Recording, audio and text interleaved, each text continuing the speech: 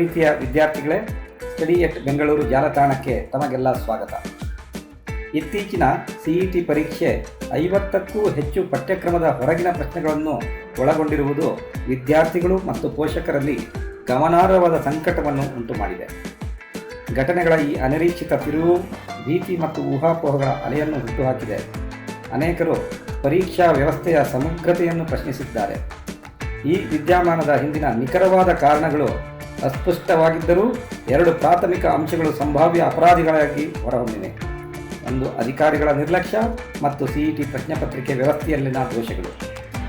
CET ಪರೀಕ್ಷೆಗಳಲ್ಲಿ ಪಠ್ಯಕ್ರಮದ ಹೊರಗಿರುವ ಪ್ರಶ್ನೆಗಳು ಅಧಿಕಾರಿಗಳ ನಿರ್ಲಕ್ಷ್ಯದಿಂದ ಅಥವಾ ಪ್ರಶ್ನೆ ಪತ್ರಿಕೆ ವ್ಯವಸ್ಥೆಯಲ್ಲಿನ ವ್ಯವಸ್ಥಿತ ನ್ಯೂನತೆಗಳಿಂದ ಉಂಟಾಗಿರಬಹುದು. ಇಂತಹ ವ್ಯತ್ಯಾಸಗಳು ಸಾಮಾನ್ಯವಾಗಿ ವಿದ್ಯಾರ್ಥಿಗಳ ಶೈಕ್ಷಣಿಕ ಅನ್ವೇಷಣೆಗಳಿಗೆ ಹಾನಿಕರವಾಗಿದೆ.